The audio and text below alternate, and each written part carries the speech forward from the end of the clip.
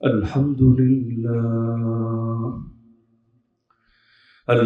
لله وحده وكفى وسلام على عباده الذين اصطفى أما بعد فأعوذ بالله من الشيطان الرجيم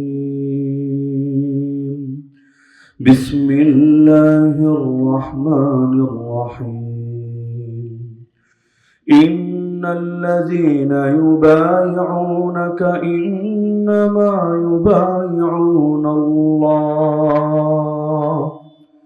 يد الله فوق أيديهم فمن نكث فإنما ينكث على نفسه ومن أوفى بما عاهد عليه الله فسيؤتيه أجرا عظيما. وقال النبي صلى الله تعالى عليه وسلم ألا إن دماءكم وأموالكم وأعراضكم عليكم حرام كحرمة يومكم هذا في بلدكم هذا في شهركم هذا. وقال أصحاب محمد رضي الله عنهم نحن الذين بايعوا محمدا على الجهاد ما بقينا أبدا. آمنت بالله صدق الله العلي العظيم وبلغنا رسوله النبي الكريم. খলিফা মাদানী আল্লামা আব্দুল গফফার শেখ ইমাম বুখারী রাহমাতুল্লাহি আলাইহি ও শেখুল হাদিস আল্লামা মুকদ্দাস আলী রাহমাতুল্লাহি আলাইহির স্মৃতি বিজড়িত ঐতিহ্যবাহী মুন্সিবাজার মাদ্রাসা জকিগঞ্জ সিলেটের উদ্যোগে আয়োজিত 2 দিনব্যাপী 70 সালা দস্তারবন্দি মহাসম্মেলনের আজকের প্রথম দিনের চলতি অধিবেশনের সম্মানিত সভাপতি, উপস্থিত আমার শ্রোতা ওয়াজিবুল ইহতারাম হযরত উলামায়ে কেরাম, এলাকার গণ্যমান্য মুরব্বীগণ, স্থানীয় এবং দূরদূরান্ত থেকে আগত দিনদরদি কোরআন প্রেমী প্রিয় তৌহিদি জনতা এবং পর্দার আড়ালে থাকা মা বোনেরা, আল্লাহ রাসূল সাল্লাল্লাহু আলাইহি ওয়াসাল্লামকে আল্লাহ রাব্বুল আলামিন এমন একটা জীবন দিয়েছিলেন, কিয়ামত পর্যন্ত যত যুগ আসুক, যত শতাব্দী আসুক, প্রত্যেক যুগের প্রত্যেক শতাব্দীর যত বড় বড় সংকট আছে, বড় থেকে নিয়ে ছোট সমস্ত সংকটের সমাধানের মূলনীতি আল্লাহ রাব্বুল আলামিন তার রাসূলের মাধ্যমে আমাদেরকে হাতে কলমে শিখিয়ে দিয়েছেন। এই যে আজকের দুনিয়ার দিকে তাকালে সমস্যার শেষ নাই, সংকটের শেষ নাই। যদি এক বাংলাদেশের দিকেও তাকাই, কত হাজারো রকমের সমস্যা লেগে আছে। অর্থনৈতিক মুক্তি নাই, এখনো পর্যন্ত দেশে 4 কোটির বেশি মানুষ দারিদ্র সীমার নিচে আছে। এখনো পর্যন্ত বহু মানুষ এমন নুন আনতে গেলে পান্তা ফুরিয়ে যাচ্ছে। বেকারত্বের অভিশাপ নিয়ে কতজন ঘুরে বেড়াচ্ছে। এই সবগুলো সমস্যাই তো এমন মুহাম্মদুর রাসূলুল্লাহ সাল্লাল্লাহু আলাইহি ওয়াসাল্লাম আমাদেরকে সেই আরো প্রায় 1500 বছর আগে যে সমাধান, যে নীতি, যে আদর্শ শিখিয়ে দিয়েছিলেন, সেগুলো যদি প্রয়োগ করা হতো, একটা সংকটও থাকতো না, বরং সবগুলো সংকট অতি সুন্দরভাবে সমাধান হয়ে যেত। আল্লাহ রাসূলের সেই শেখানো সমাধান ব্যতি রেখে যতই চেষ্টা করা হোক সমাধান আসবে না। বাংলাদেশেও তো সকলে চেষ্টা করে ধর্ষণ বন্ধ হোক, তবু বন্ধ তো হচ্ছে না। মাদক কারবার বন্ধ হোক, বন্ধ তো হচ্ছে না। চোরাচালান বন্ধ হোক, বন্ধ তো হচ্ছে না। মানুষের প্রাণের নিরাপত্তা আসুক, সম্পদের নিরাপত্তা আসুক, ইজ্জতের নিরাপত্তা আসুক, মানুষ দুনিয়ার মধ্যে সুন্দরভাবে বাঁচতে পারুক, এই সমস্ত জিনিস তো প্রত্যেকেই চাচ্ছে। কিন্তু এই স্বপ্ন তো পূরণ হচ্ছে না। কেন? কারণ রব্বুল আলামিনকে নারাজ করে রবের বান্দা পৃথিবীর বুকে কখনোই ভালো থাকতে পারবে না। আর রবকে যদি রাজি করতে পারে, পৃথিবীর বুকে কখনোই খারাপ থাকবে না। তো আল্লাহ রাসূল সাল্লাল্লাহু আলাইহি ওয়াসাল্লামের আদর্শকে সামনে রেখে আজকে শুধুমাত্র একটা পয়েন্টে আমরা আলোকপাত করব যে নবীজির জামানায় মানুষের প্রাণ, মানুষের সম্পদ এবং মানুষের ইজ্জতের নিরাপত্তা কেমন ছিল, এবং এই ক্ষেত্রে আল্লাহর নবী সাল্লাল্লাহু আলাইহি ওয়াসাল্লাম কি পরিমাণ গুরুত্ব আরোপ করেছিলেন, আর আজকের সমাজে এই ক্ষেত্রে কি রকম সংকট ছড়িয়ে গিয়েছে। আমরা যদি নবীজির জীবনের দিকে তাকাই, দেখবো আল্লাহ রাসূল সাল্লাল্লাহু আলাইহি ওয়াসাল্লাম মক্কার বুকে যখন তার দাওয়াতি মিশন শুরু করলেন, ন্যায়কে নয়, অন্যায়কে অন্যায় বলে চিহ্নিত করলেন, সৎ কাজের আদেশ এবং অসৎ কাজ থেকে নিষেধ তিনি শুরু করলেন। সমস্ত বাতিল এবং তাগুতি অপশক্তির বিরুদ্ধে চোখে চোখ রেখে কথা বলতে লাগলেন। এমন জুলুম শুরু হলো, এমন নির্যাতন শুরু হলো, সাহাবীদের প্রাণ পর্যন্ত হুমকির মুখে, এমনকি যে কোনো সময় আল্লাহ রসুলকে পর্যন্ত সুযোগ পেলে ওরা মেরে ফেলবে এমন পরিকল্পনা সাজাচ্ছে। ওই সময় আল্লাহ রসুল সাল্লাল্লাহু আলাইহি ওয়াসাল্লাম সবার আগে সাহাবীদের প্রাণ রক্ষার ব্যাপারে গুরুত্ব দিয়ে বললেন, লাউ খারাজতুম ইলা আরদিল হাবাশা ফাইন্না বিহা মালিকান লা ইউজলামু ইনদাহু আহাদ। হে আমার সাহাবীরা, তোমরা যদি হাবাশার জমিনে, আফ্রিকার ইথিওপিয়ায় বাদশাহ নাজাশির দেশে তোমরা যদি হিজরত করতা, এটা তোমাদের জন্য ভালো হতো। কেন? কারণ সেটা যদিও ইসলামী রাষ্ট্র না, মক্কাও যেমন তখনও পর্যন্ত ইসলামী রাষ্ট্র না, হাবাশাও তখনও পর্যন্ত ইসলামী রাষ্ট্র না, কিন্তু হাবাশার একটা বৈশিষ্ট্য হলো সেখানে যে বাদশাহ আছে, যে রাজা আছে, তার দেশে কোনো মানুষের উপর জুলুম করা হয় না। এতে সেই মানুষগুলো তার সেই বাদশার ধর্মেরই হোক, অন্য যে কোনো ধর্মেরই হোক, সেই দেশে কারো উপর জুলুম করা হয় না। সুতরাং তোমরা যদি সেখানে হিজরত করতে, এটা তোমাদের জন্য ভালো হতো। ওয়াহিয়া আরদু সিদকিন, সেটা সত্যবাদিতার জমিন। এমন না তোমাদেরকে সকালে বলবে এক কথা, বিকালে বলবে আরেক কথা। আমাদের মতো না, নির্বাচনের আগে নেতাদের মুখে থাকবে এক কথা, কোন রকম নির্বাচনের বৈতরণী পার হলে মুখে আসবে আরেক কথা। এমন না, সেটা সত্যবাদিতার জমিন। হাত্তা ইয়াজআলাল্লাহু লাকুম ফারাজা, যতদিন আল্লাহ তোমাদের জন্য চূড়ান্ত মুক্তির পথ না খোলেন, যতদিন একটা ইসলামী রাষ্ট্র পৃথিবীর বুকে পূর্ণাঙ্গভাবে প্রতিষ্ঠিত না হয়, ততদিন পর্যন্ত তোমরা সেই ইনসাফের জমিনেই থাকো, হাবাসাই থাকো, বাদশা নাজাশির দেশেই থাকো। আল্লাহ নবী সাল্লাল্লাহু আলাইহি ওয়াসাল্লামের এই কমান্ড ফলো করে সাহাবীরা হিজরত করলেন। ইসলামের প্রথম হিজরত মদিনায় না, বরঞ্চ সেই হাবাসায়। সেখানে গেলেন, গিয়ে থাকতে শুরু করলেন। এদিক থেকে মক্কার কিছু লিডার গিয়ে হাজির। কেন? যে কোনো মূল্যে তাদেরকে আবারও ফিরিয়ে আনবে। গিয়ে বুঝাতে লাগলো বাদশাহ নাজাশিকে, হে মহান বাদশাহ নাজাশি, কাদেরকে আশ্রয় দিলেন আপনার দেশে? আপনি চেনেন এরা কারা? এরা তো আমাদের এলাকা থেকে পালিয়ে আসা আসামি। এই পলাতক আসামিদেরকে যদি আপনার দেশে থাকেন, এখানেও উগ্রবাদ ছড়াবে, এখানেও জঙ্গিবাদ ছড়াবে, এখানেও সন্ত্রাসবাদ ছড়াবে, এখানেও টেরোরিজম ছড়াবে। সুতরাং নৈরাজ্য যদি দূরে রাখতে চান, বিশৃঙ্খলা থেকে নিজের রাষ্ট্রকে যদি মুক্ত রাখতে চান, এই আসামিদেরকে আমাদের হাতে তুলে দেন, তাহলে আপনারা আপনাদের দেশে নিরাপদ থাকতে পারবেন। সুন্দরভাবে বোঝাচ্ছে। এই জামানায় যেমন বোঝায়, এই জামানায় কেউ যদি এক দেশ থেকে আরেক দেশে পালিয়েও যায়, পলাতক আসামি, সেই ক্ষেত্রে দেখা যায় ইন্টারপোলের মাধ্যমে রেড অ্যালার্ট জারি করে হোক, অথবা কূটনৈতিকভাবে মিউচুয়াল আন্ডারস্ট্যান্ডিং এর মাধ্যমে হোক, তাদেরকে ফিরিয়ে আনার চেষ্টা করা হয়। যেমন বাংলাদেশ থেকে একজন মহিলা পালিয়ে গিয়েছে আরেক দেশে, বর্তমান সরকারও চাচ্ছে সরকারকে বুঝিয়ে কোনোভাবে ফিরিয়ে আনা যায় কিনা। যে ঘরের মেয়ে বুড়া বয়সে পরের কাছে গিয়ে কি করবে? আরে তার একটা হক তো আছে, সারা জীবন থেকেছে আমাদের মাঝে, এই বয়সে আমরা একটু দেখে শুনে রাখি না, ফিরিয়ে দাও আমাদের কাছে। তার সাথে অনেক পাওনা দেনা আছে, বোঝাপড়া আছে। এভাবে বর্তমানেও যেভাবে চেষ্টা করে, ওই জামানায় মক্কার লিডাররা চেষ্টা করলো বাদশাহ নাজাশিকে বোঝানোর মাধ্যমে। কিন্তু আল্লাহ নবী তো আগেই মূল্যায়ন জানিয়েছেন, বাদশাহ নাজাশি নিজে যদিও তখনও মুসলমান না, কিন্তু তিনি ইনসাফে বিশ্বাসী, কারোর উপর সচরাচর তিনি জুলুম করেন না। তিনি ডাকলেন সাহাবীদেরকে, তোমরা আসলে কারা বলো তো? তোমরা কেন এসেছো? কেন, কোন অপরাধের কারণে এই লোকগুলো তোমাদের পেছনে লেগে আছে? একবার ক্লিয়ার করো তো। সেই সময় জাফর রাদিয়াল্লাহু তাআলা আনহু দাঁড়িয়ে এমন সুন্দর একটা বক্তৃতা করলেন, পুরো ইসলামকে তিনি তার এক বক্তৃতার মধ্যে উপস্থাপন করে দিলেন। উম্মু সালামা রাদিয়াল্লাহু আনহার বর্ণনায় পুরো কথাগুলোই উঠে এসেছে সিরাতের কিতাবে, আজও স্বর্ণের অক্ষরে যে বাণীগুলো লেখা আছে। তিনি বাদশাহ নাজাশিকে বলতে লাগলেন, আইয়ুহাল মালিক, কুন্না কওমান আহলা জাহিলিয়া না'বুদুল আসনাম ওয়া না'কুলুল মাইতা ওয়া না'তিল ফাওয়াহিশ ওয়া নাখতাউল আরহাম ওয়া নুসিউল জিওয়ার ওয়া ইয়াকুলুল কাওয়্যু মিন্না আদ-দাঈফ فكنا على ذلك حتى بعث الله إلينا رسولا منا نعرف نسبه وصدقه وأمانته وعفافه فدعانا إلى الله عز وجل لنوحده ونعبده ونخلع ما كنا نعبد نحن وآباؤنا من دون الله من الحجارة والأوثان وأمرنا بصدق الحديث وأداء الأمانة وصلة الرحم وحسن الجوار والكف عن المحارم والدماء ونهانا عن الفواحش وشهادة الزور وأكل مال اليتيم وقذف المحصنة وأمرنا أن نعبد الله لا نشرك به شيئا وإقام الصلاة وإيتاء الزكاة قالت فعدد عليه أمور الإسلام। এভাবে তিনি এক বক্তৃতার মধ্যে পূর্ণাঙ্গ ইসলামের শিক্ষাকে তুলে ধরলেন।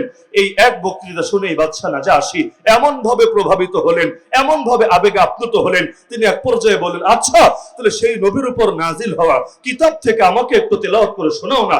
এবার তিনি কোরআন মাজিদের 16 নম্বর পারা সূরা মারিয়াম, যেহেতু বাদশাহ নাজাশী খ্রিস্ট ধর্মে বিশ্বাসী ছিল, লা ইলাহা ইল্লাল্লাহ ঈসা রুহুল্লাহ এই কালেমা পড়তো, ইনজিল শরীফের উপর ঈমান রাখতো, এজন্য তিনি এমন একটা আয়াতকে নির্বাচন করলেন, এমন একটা সূরাকে নির্বাচন করলেন যেটা বাদশাহ নাজাশীর হার্টকে ছুঁয়ে গেল। তিনি তেলাওয়াত শুরু করলেন সূরা মারইয়াম, কাফ হা ইয়া আইন সাদ যিকরু রাহমাতি রাব্বিকা আবদাহু যাকারিয়া। এভাবে তেলাওয়াত যখন করতে লাগলেন, হঠাৎ সবাই অবাক হয়ে লক্ষ্য করলো বাদশাহ নাজাশীর চোখ বেয়ে বেয়ে পানি গড়িয়ে পড়ছে, চোখের পানিতে দাড়ি পর্যন্ত ভিজে উঠেছে। বাদশাহ নাজাশী উল্টো মক্কার লিডারদেরকে সেখানে স্পষ্ট ভাবে বলে দিল, তোরা বিদায় হয়ে যায় এখান থেকে, আমি যতদিন আছি এদেরকে কিছুতেই ফিরিয়ে দেব না তোদের হাতে। আলহামদুলিল্লাহ, মুসলমানের জানে নিরাপত্তার ব্যবস্থা হয়ে গেল। শুধু নিরাপত্তার ব্যবস্থা হয়ে গেল তা না, বাদশাহ নাজাশী নিজেও এমন ভাবে প্রভাবিত হয়েছিল, এক সময় নিজে কালেমা পড়েও মুসলমান হয়ে গিয়েছিল। জানতো না মুসলমান না, জানতো না মুসলমান না। এই বাদশাহ নাজাশী, যার মূল নাম আসহামা, যখন মৃত্যুবরণ করেছিল অনেক ইতিহাসবিদের মতে নবম হিজরির রজব মাসে, কেউ কেউ বলতে চেয়েছেন অষ্টম হিজরিতে, তো নবমী ধরি আর অষ্টমী ধরি যাই হোক, মোটামুটি নবী জীবনের প্রায় শেষের দিকে বাদশাহ নাজাশী তার দেশে যখন ইন্তেকাল করলো, আছে তো এমন দেশে ওই দেশে তার জানাজাই বা কে পড়াবে, আছে তো এমন দেশে যেই দেশে যদিও নিজে মুসলমান হয়েছে কিন্তু পারে নাই পূর্ণাঙ্গ শরিয়ার শাসন কায়েম করতে। এই বাংলাদেশে এখন তো এমন বহুত হাইব্রিড লোকেরও বাম্পার ফলন হয়েছে, এরা ডাইরেক্ট ফতোয়া দিবে, আরে শরিয়া কায়েম করে নাই, সে আবার ছিল সরকার প্রধান, ও আবার মুসলমান হয় কিভাবে, ও তো তাগুত, ও তো এই, ও তো সেই, এই জাতীয় ফতোয়া দেওয়ার মতো লোকের তো এখন অভাব নাই। কিন্তু ইসলাম তো জানিয়েছে লা ইউকাল্লিফুল্লাহু নাফসান ইল্লা উসআহা, আমার আল্লাহ সাধ্যের বাইরে বোঝা কারো উপর চাপিয়ে দেন না। ওমা জাআলা আলাইকুম ফিদ্দীন মিন হারাজ, ইসলামের মধ্যে তিনি জটিলতা রাখেন না। ইউরিদুল্লাহু বিকুমুল ইউসরা ওয়া লা ইউরিদু বিকুমুল উসরা, আল্লাহ সহজতা চান, আল্লাহ কঠিনতা চান না। সাধ্যে যা আছে আল্লাহ সেটার ব্যাপারে ছাড় দেন না, তবে যেটা সাধ্যে নাই ওটার জন্য আল্লাহ ধরেন না। আবু তালেবের সাধ্যে ছিল কালেমা পড়া, পড়ে নাই, যার কারণে আল্লাহ নবীও জানিয়েছেন সে জাহান্নামী, চিরস্থায়ী জাহান্নামী। যদিও জাহান্নামের সবচেয়ে হালকা আযাব হবে তার, কিন্তু সে জাহান্নামী, কারণ কালেমা পড়ার সাধ্য ছিল তবে পড়ে নাই। অপরদিকে বাদশাহ নাজাশী শরিয়া কায়েম করার সাধ্যই তার হয় নাই, কারণ নিজে শুধু মুসলমান হয়েছে। এখনো যদি সে চায় তার পূর্ণাঙ্গ শরিয়া কায়েম করবে, সেখানে তার বিরুদ্ধে বিদ্রোহ হবে, হয়তো তাকে এখান থেকেই বিতাড়িত করবে, হ্যাঁ সেটার জন্য পরিবেশ করা লাগবে, তবে সেই সময় আর পায় নাই, এর আগেই দুনিয়া থেকে শেষ নিঃশ্বাস ত্যাগ করেছে। তা আল্লাহ নবী সাল্লাল্লাহু আলাইহি ওয়াসাল্লাম তার সেই দুর্বলতাকে মূল্যায়ন করেছেন, অপারগতাকে মূল্যায়ন করেছেন।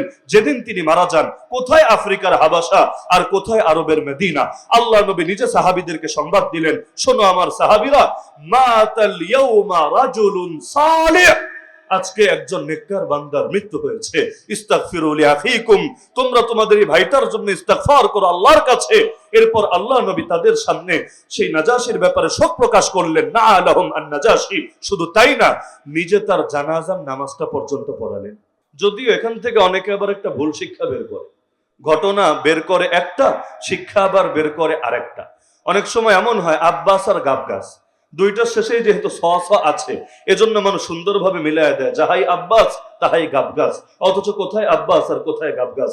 আল্লাহ নবী সাল্লাল্লাহু আলাইহি ওয়াসাল্লাম বাদশাহ নাজাশীর জানাজা পড়েছেন, যেটাকে আমাদের চোখে দেখতে মনে হয় গায়েবানা জানাজা, যদিও আসলে ছিল হাজেরানা জানাজা। কেন?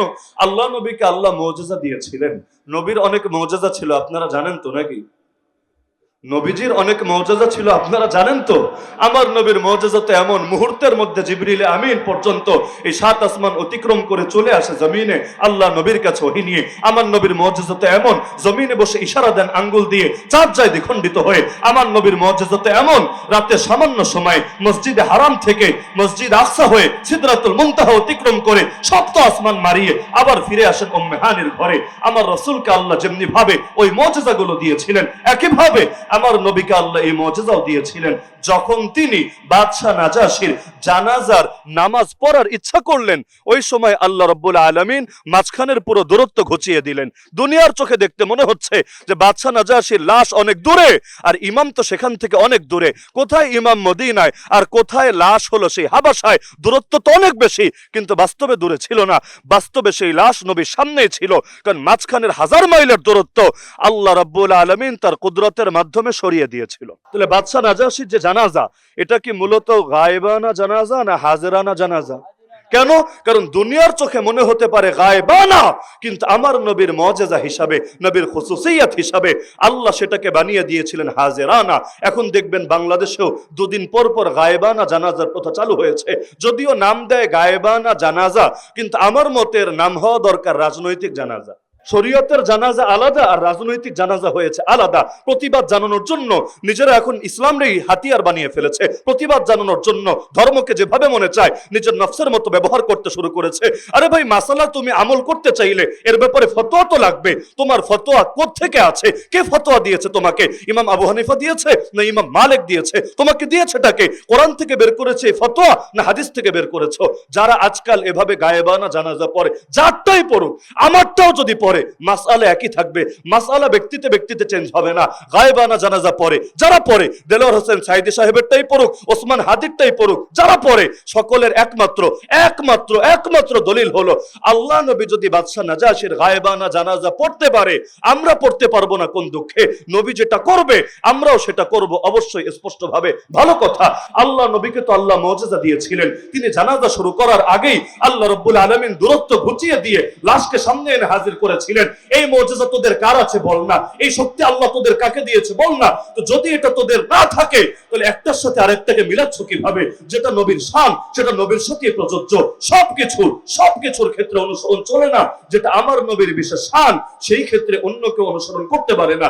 আমার নবী বিয়ে করেছেন 11টা, এখন তুমি 11টা বিয়ে করে যদি নবীর উদাহরণ দিয়ে চালানোর চেষ্টা করো, এটাকে সুন্নত বলা হবে না, এটাকে ভণ্ডামি বলা হবে। ভণ্ডামি, ভিন্ন কিছু না। তো যার কারণে এই গায়বানা জানাজা পড়া যাবে না। এটাই হানাফি মাযহাবের ফতোয়া, এটাই মালিকি মাযহাবের ফতোয়া। এমনকি শাফিঈ মাযহাব আর হাম্বলি মাযহাব এক্ষেত্রে ইখতিলাফ করলেও সেটার ব্যাখ্যা কি?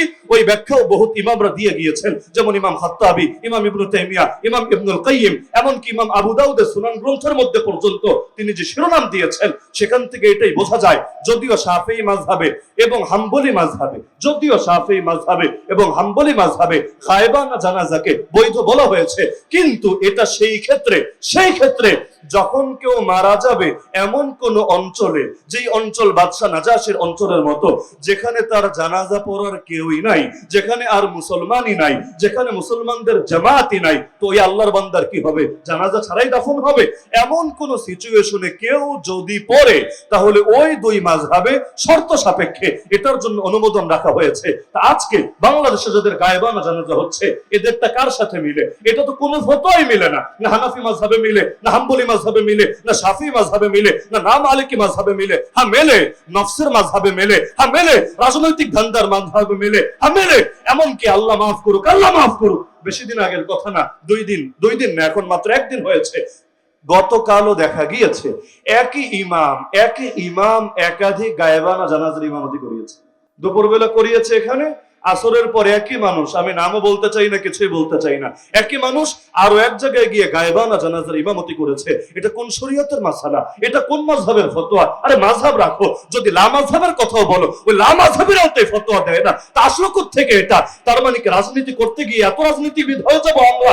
আল্লাহর দিনকে পর্যন্ত নিজের মন মতো ব্যাখ্যা করতে থাকবো, আল্লাহর নবীর নাম দিয়ে এমন কিছু চালাতে শুরু করব যেটা আসলে নবীর শান ছিল না। নাহলে নবীর জামানায় খালি এক নাজাশী দূরে মরেছে এমন না, আরো বহু মানুষেরও দূরে মৃত্যু হয়েছে। খালি এক নাজাশী না, আরো একাধিক মানুষেরও দূরে মৃত্যু হয়েছে। নবী তাদের জানাজা তো পড়েন নাই। এমনকি খুলাফায়ে রাশিদিন সিদ্দিক আকবর, ওমর ফারুক, ওসমান দুন নুরাইন, আলী হায়দার রাদিয়াল্লাহু আজমাইন, তারাও তো কেউ এই গায়বানা জানাজার মতের উপর আমল করেন নাই। তাহলে ইসলামকে তাদের চাইতেও বেশি বুঝে ফেললাম, ইসলামকে তাদের চাইতেও বেশি শিখে ফেললাম, নাউযুবিল্লাহ। সুতরাং এটা মাথার মধ্যে রাখবেন। আজকাল এই রাজনীতির হাতিয়ার বানাতে গিয়ে, রাজনৈতিক বার্তা দিতে গিয়ে ইসলামকে কেউ যদি এভাবে ব্যবহার করতে শুরু করে, এটাকে কোনোভাবেই সমর্থন করার সুযোগ নাই। আবেগ দিয়ে আল্লাহর দিন নিয়ে ছিনিমিনি খেলার অধিকার কারণে। তো বলছিলাম বাদশা নাজাশী, আল্লাহ নবী সাল্লাল্লাহু আলাইহি ওয়াসাল্লাম তাকে এই পরিমাণ মূল্যায়ন করেছেন, নিজে পর্যন্ত সেই নবম হিজরি রজব মাসে তার জানাজার নামাজটা পর্যন্ত আদায় করেছেন। এই সম্মান আল্লাহ বাদশা নাজাশীকে দিয়েছিলেন। কেন?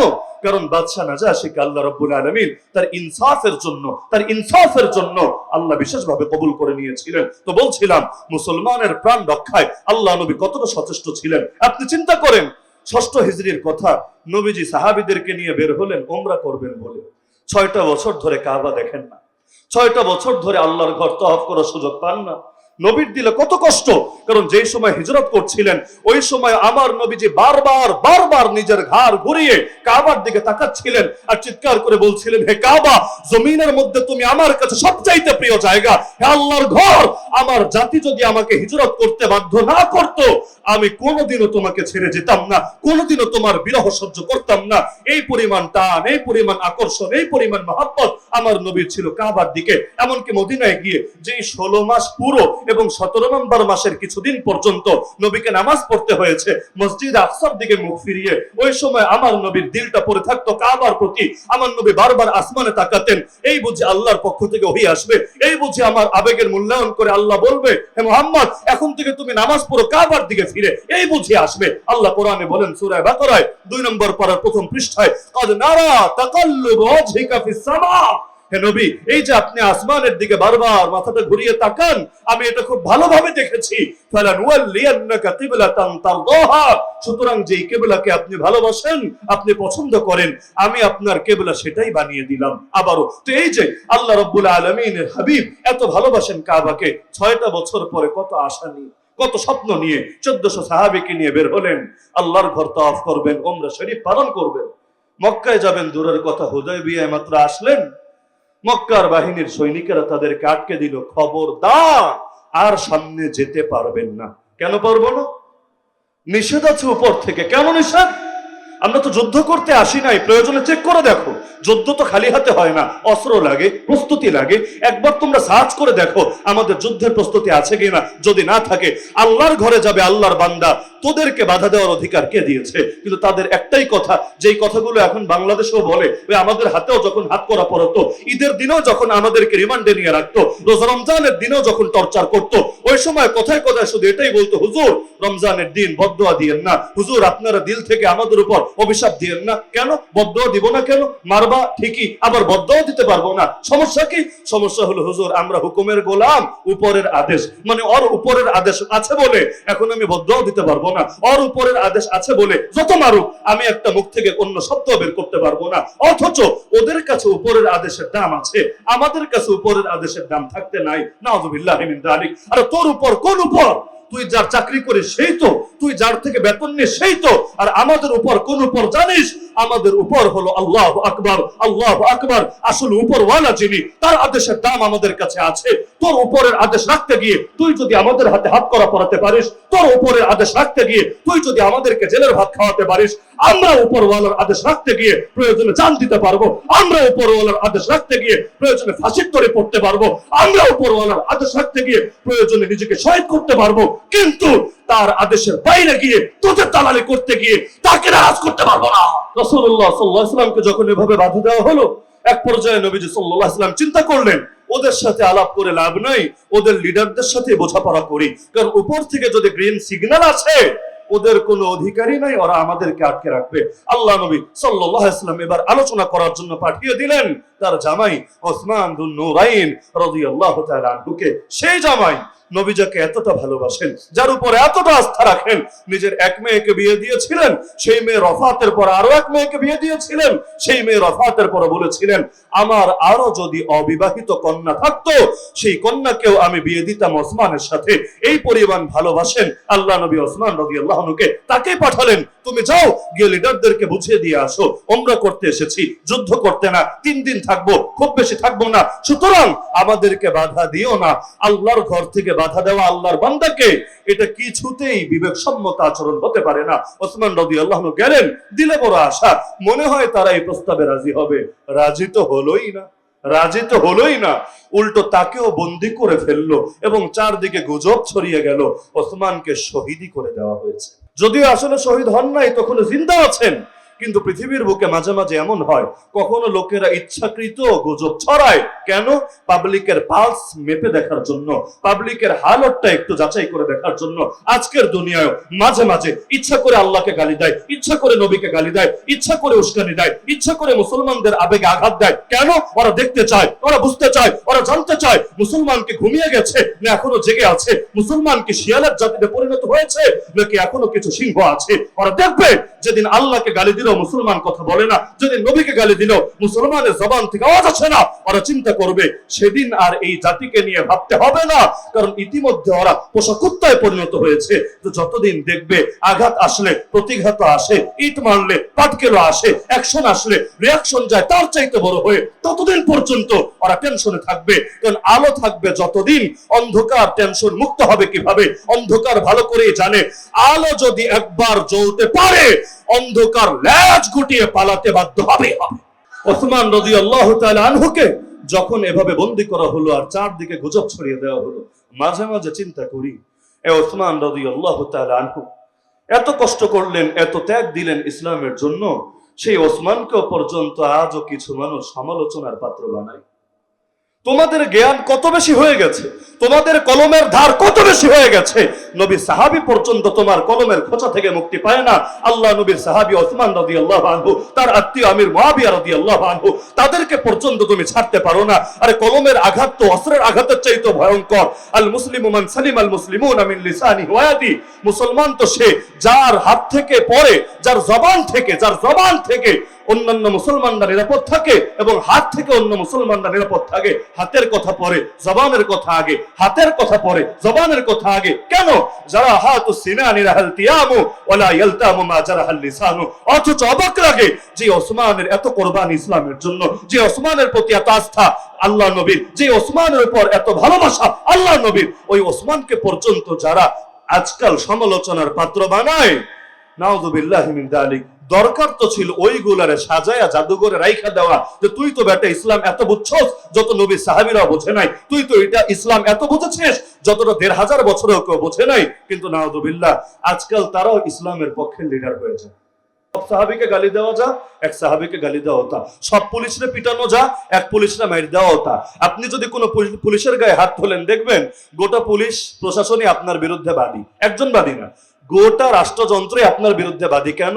একজনকে টোকা দেওয়া যা, সবাইকে টোকা দেওয়া হতা। তো বলছিলাম সে ওসমান রাদিয়াল্লাহু আনহু কথা, তাকে বন্দী করে ফেলা হলো, গুজব ছড়িয়ে আসলো। আল্লাহর নবী এই সংবাদ শোনা মাত্র সব সাহাবীদেরকে একত্র করলেন একটা গাছের নিচে, সাহাবীরা আসো এখানে। চারদিক থেকে সংবাদ শুনতে পাচ্ছে আমার ওসমানকে নাকি শহীদ করে দেওয়া হয়েছে।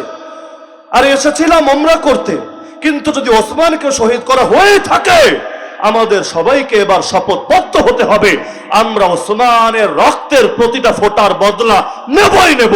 এর জন্য যদি নিজেদের রক্ত দিতে হয় প্রয়োজনে তাও দিব, কিন্তু আমরা বেঁচে থাকতে মুসলমানের রক্ত বৃথা যাবে, মুসলমানের রক্ত সস্তা হবে, মুসলমানের রক্ত মূল্যহীন পড়ে থাকবে, এটা কিছুতেই মেনে নেব না। সুতরাং আমিও হাত দিলাম, তোমরাও হাত দাও, আমার হাতে হাত রেখে আল্লাহর সঙ্গে শপথবদ্ধ হও, আমরা ওসমানের রক্তের বদলা নেবই নেব।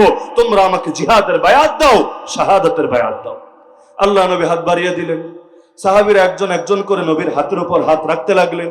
অবশেষে আল্লাহ নবী নিজের আরেকটা হাত উপরে রেখে দিয়ে বললেন, এই হাতটা ওসমানের পক্ষ থেকে দিলাম। আজকে যদি ওসমান থাকতো এই মহান আমলে সেও শরীক হতো। আজকে সে নাই, আজকে সে আমাদের মাঝে নাই, এজন্যই মহান আমলে সে শরীক হতে পারছে না। কিন্তু আমার দিলে বড় শূন্যতা কাজ করছে তার জন্য, এজন্য নিচের হাতটা আমার পক্ষ থেকে দিয়েছিলাম, উপরের হাতটা আমার ওসমানের পক্ষ থেকে দিলাম।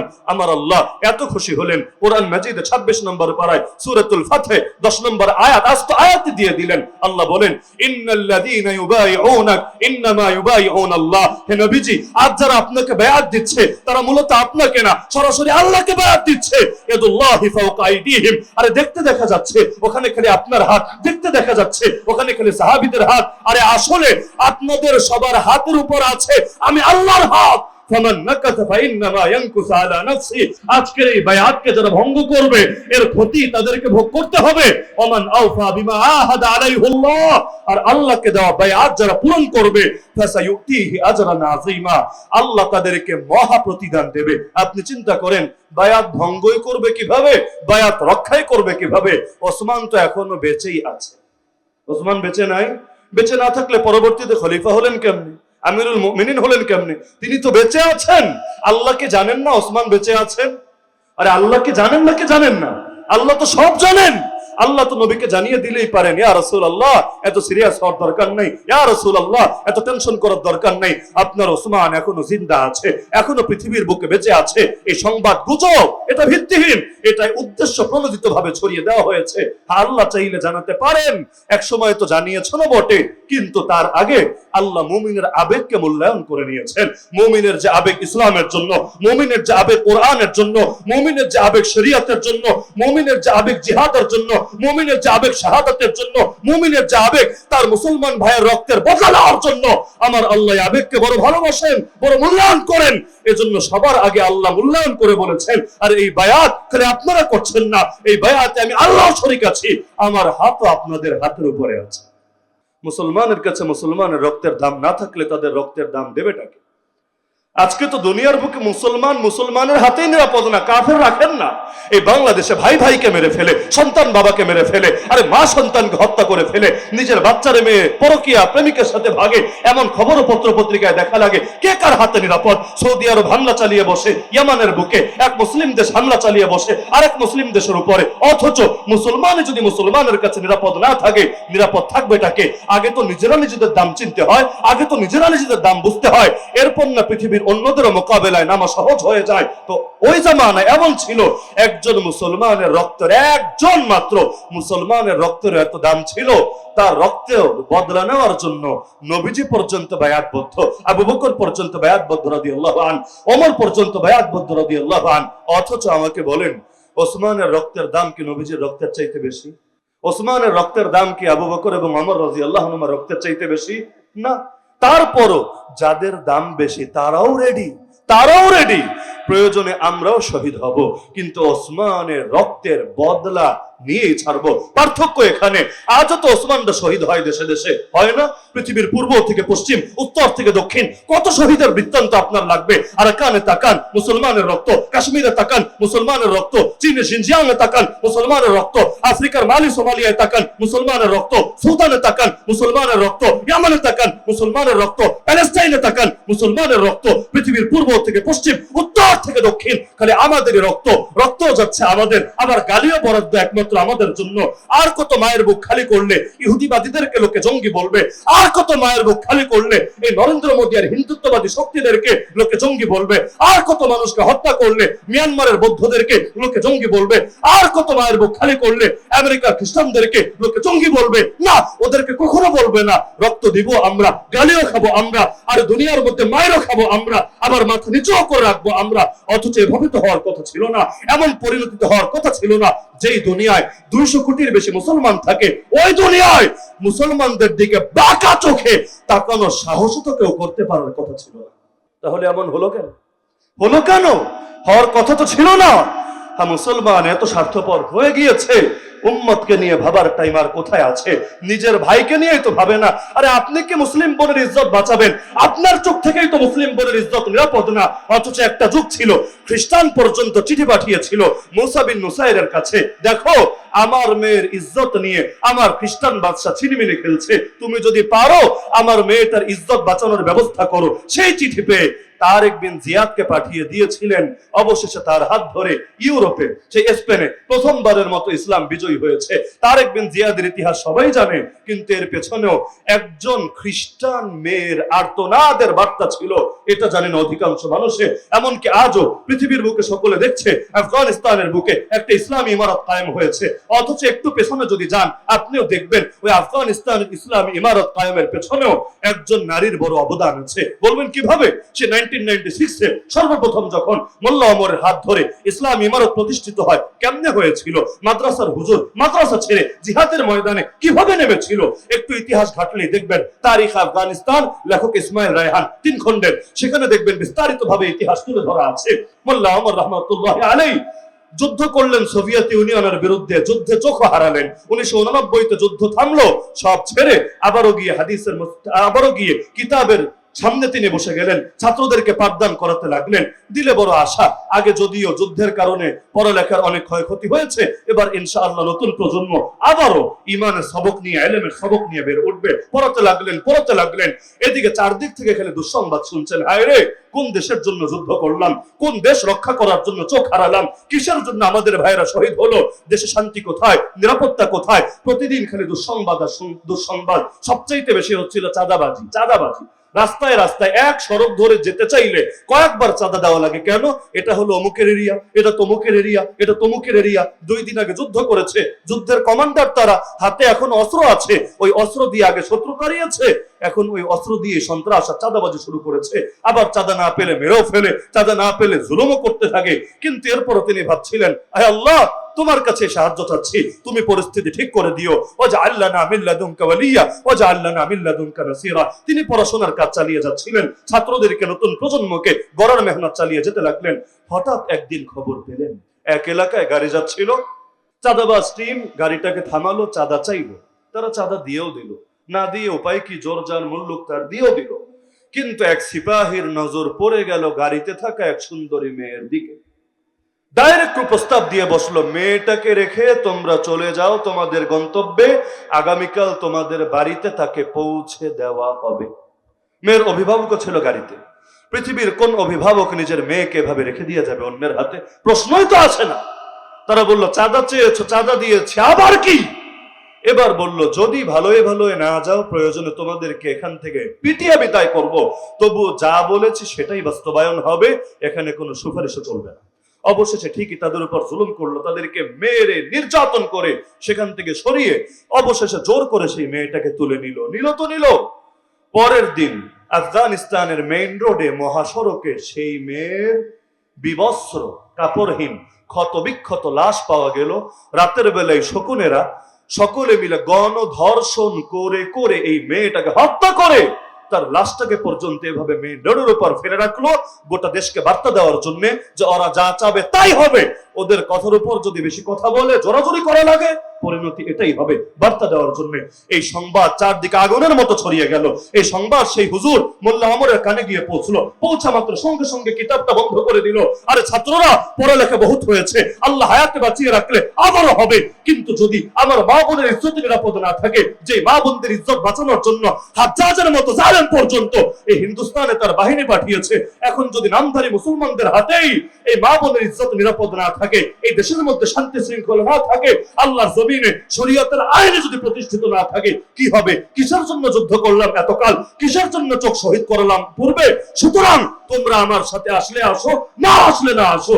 আমি ছুটলাম আবারও জিহাদের ময়দানে, হয়তো দেশটাকে স্বাধীন করব, না হলে নিজেও শহীদ হব। যতদিন না পূর্ণাঙ্গ শরীয়ত কায়েম করতে পারবো, যতদিন না মা বোনের ইজ্জত এবং প্রতিটা মানুষের জানমালের নিরাপত্তা নিশ্চিত করতে না পারবো, ততদিন পর্যন্ত আমি থাকবো আল্লাহর পথে। বের হতে শুরু করলো। ছাত্ররা দেখলো উস্তাদি যখন যাচ্ছে, আমরা আর বসে থেকে কি হবে? ছাত্ররাও নেমে গেল তার সাথে। বাংলায় বলে ছাত্র, ইংলিশে বলে স্টুডেন্ট। পশতু ভাষা, আফগানিদের মুখের ভাষা যেটা, পশতু ভাষায় সেটাকেই বলে তালেবান। এটা কোনো দলের নাম না। তালেবান মানে স্টুডেন্ট, তালেবান মানে ছাত্র। ওই ছাত্ররা বের হলো উস্তাদের সাথে। উস্তাদ যাবে যেদিকে, আমরাও যাবো সেদিকে। উস্তাদ যদি শহীদ হতে পারে, আমরা পারবো না কোন দুঃখে। উস্তাদ যদি জিহাদে থাকে, আমরাও জিহাদের ময়দানে থাকবো তার সাথে সাথে।